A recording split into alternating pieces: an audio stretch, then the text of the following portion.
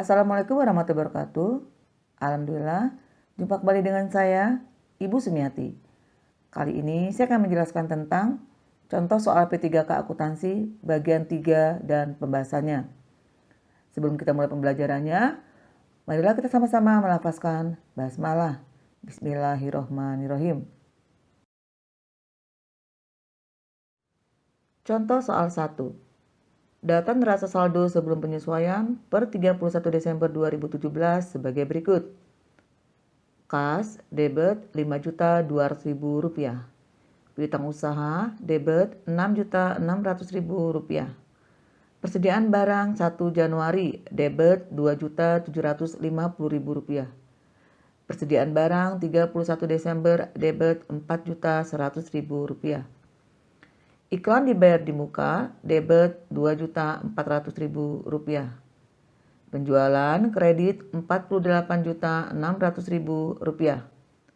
Retur penjualan Rp1.100.000, debit. Diskon penjualan debit Rp600.000. Pembelian debit Rp36.800.000. Retur pembelian Rp450.000 di kredit. Potongan pembelian kredit Rp640.000. Beban angkut pembelian debit Rp975.000. Berdasarkan data tersebut, maka berapa harga pokok barang yang dijual jika perusahaan menggunakan metode fisik? Pilihan alternatif jawabannya A. Rp35.135.000. B. Rp35.235.000. C. Rp35.335.000. D. Rp35.535.000. E. Rp35.435.000. Pembahasannya, harga pokok penjualan itu bisa kita cari dengan rumus persediaan awal ditambah pembelian bersih dikurangi dengan persediaan akhir.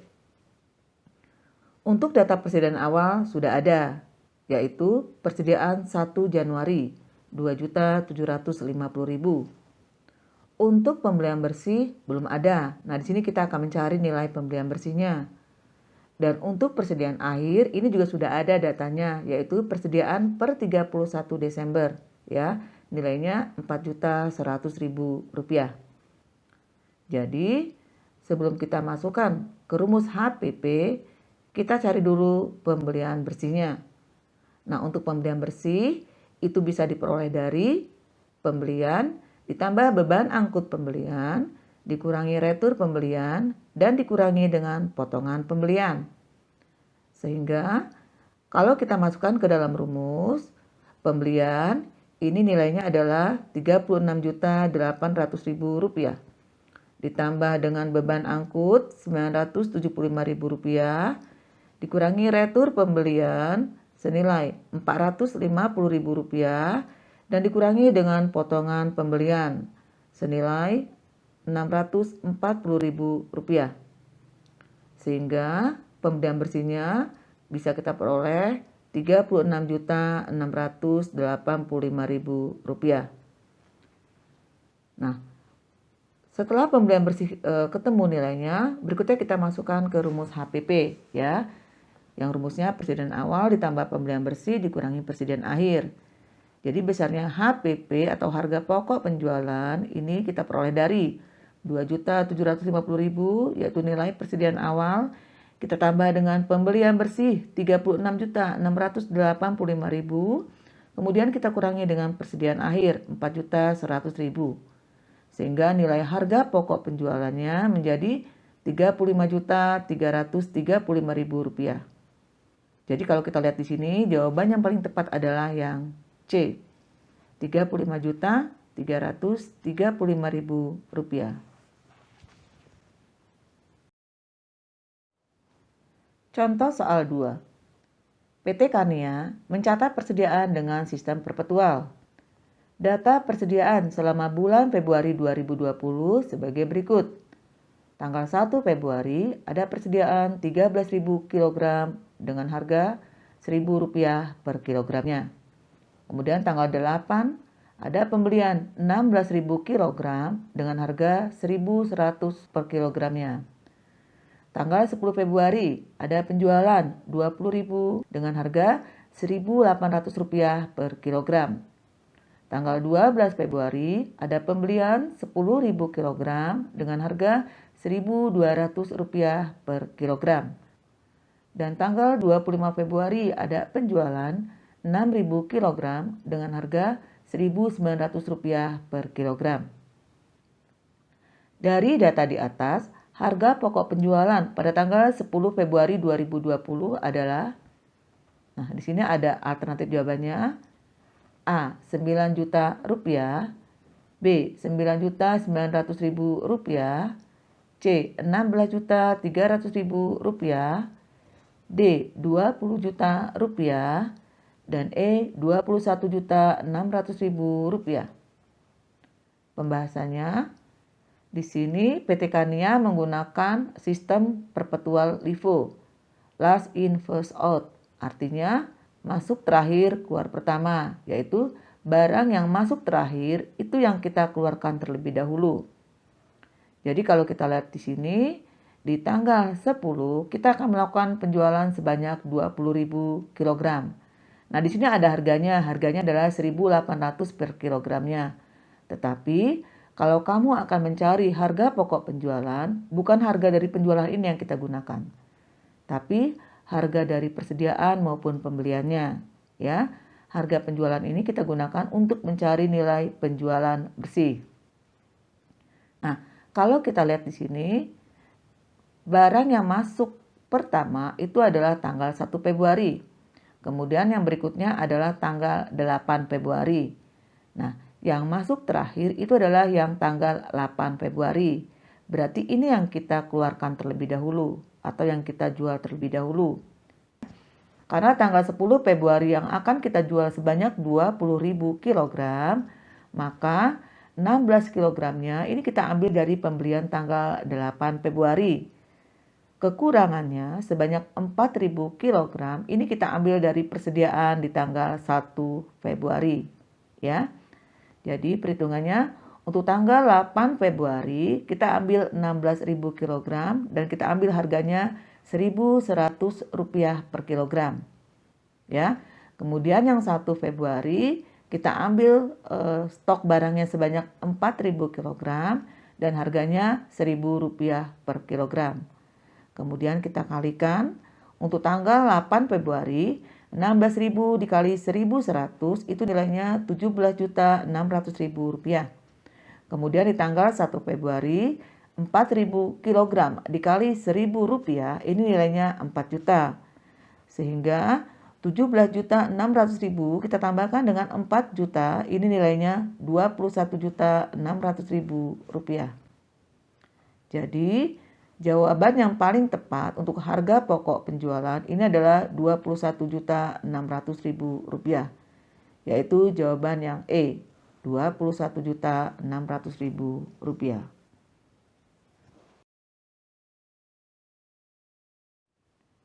Contoh soal 3. Pada tanggal 2 Januari 2019, PT Sukses membentuk dana kas kecil dengan metode fluktuasi atau metode dana tidak tetap sebesar Rp1 juta. Penggunaan dana kas kecil sampai dengan tanggal 15 Januari 2019 sebagai berikut. Ada pembayaran rekening listrik dan telepon Rp350.000.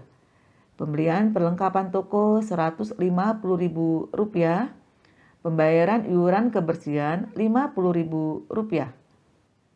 Jurnal untuk mencatat pengisian kembali dana kas kecil jika kas kecil diisi sesuai dengan dana yang dikeluarkan adalah, pilihan jawabannya A. Kas kecil di debit, kemudian ada kas di kredit senilai Rp550.000. B. Kas kecil di debit, kemudian kas di kredit masing-masing Rp1 juta. C. Kas kecil di debit, kemudian kas di kredit masing-masing Rp450.000. D.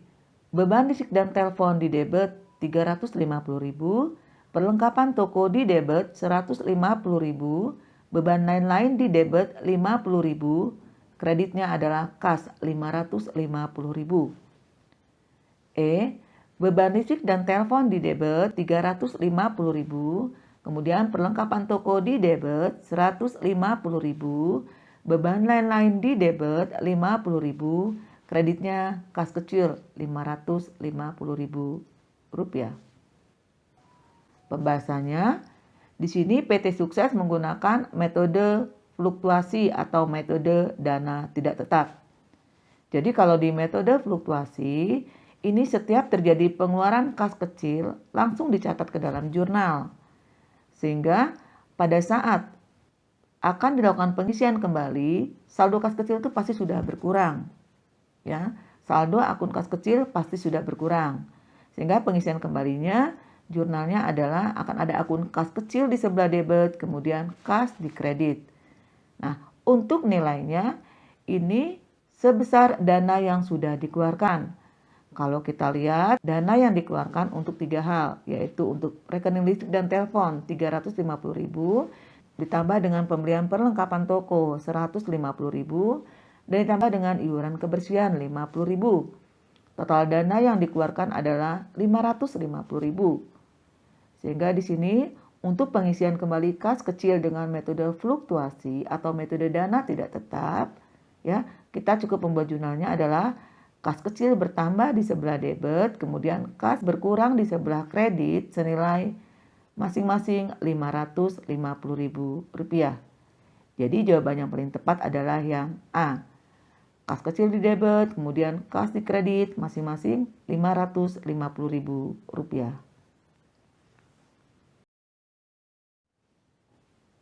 Contoh soal 4.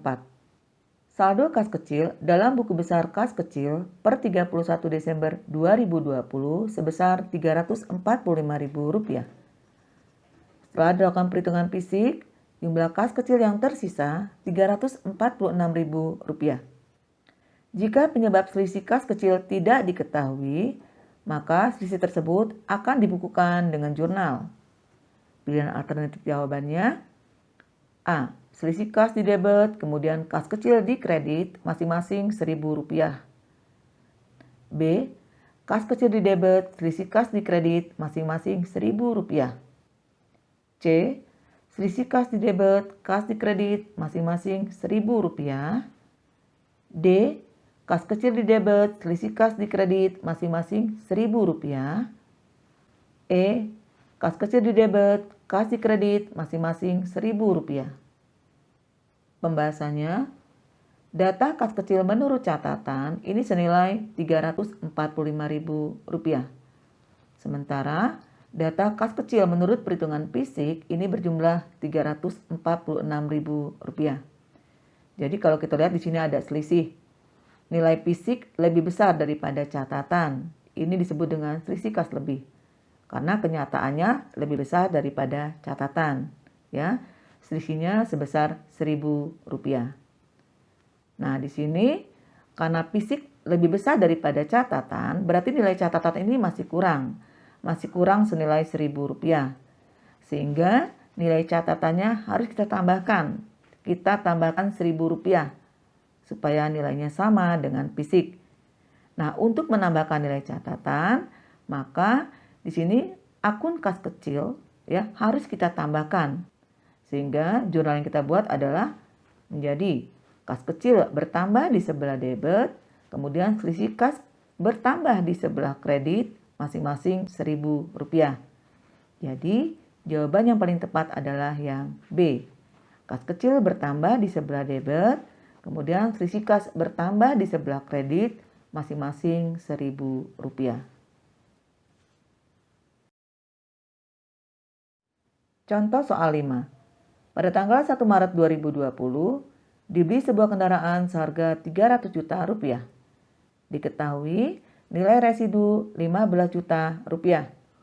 Umur ekonomis 8 tahun dan metode yang digunakan adalah metode garis lurus. Besarnya beban penyusutan pada tanggal 31 Desember 2020 adalah pilihan alternatif jawabannya A. Rp37.500.000, B. Rp35.625.000, C. Rp29.687.500. D. Rp22.500.000. E. Rp39.375.000. Pembahasannya, besarnya penyusutan per tahun kalau kita menggunakan metode garis lurus itu bisa dicari dengan rumus harga perolehan dikurang nilai residu atau nilai sisa dibagi dengan N, yaitu umur ekonomis, ya. Jadi harga perolehannya adalah 300 juta rupiah. Kita kurangi dengan nilai residu atau nilai sisa 15 juta rupiah. Kemudian nilainya kita bagi dengan umur ekonomis, yaitu 8 tahun. Sehingga penyusutan per tahunnya adalah Rp35.625.000. Kalau kita lihat di sini, yang diminta adalah beban penyusutan tahun 2020. Sementara kendaraan ini baru kita beli di tanggal 1 Maret 2020. Untuk itu, besarnya penyusutan per 31 Desember 2020 itu kamu hitung dari 1 Maret 2020 sampai dengan 31 Desember 2020. Yaitu sebanyak 10 bulan. Sehingga besarnya beban penyusutan di tanggal 31 Desember 2020 itu diperoleh dari 10 ini dari tanggal 1 Maret sampai dengan 31 Desember 2020 dibagi dengan 12 ini adalah jumlah bulan dalam satu tahun, kemudian dikalikan dengan penyusutan per tahunnya 35.625.000 sehingga nilainya menjadi 29.687.500. Sehingga jawaban yang paling tepat adalah yang C. 29.687.500. Demikianlah video pembelajaran saya tentang contoh soal P3K dan pembahasannya. Untuk contoh soal lainnya bisa dilihat di video pembelajaran saya lainnya yang linknya ada di deskripsi video pembelajaran ini. Semoga video pembelajaran kali ini bermanfaat. Saya akhiri. Wassalamualaikum warahmatullahi wabarakatuh.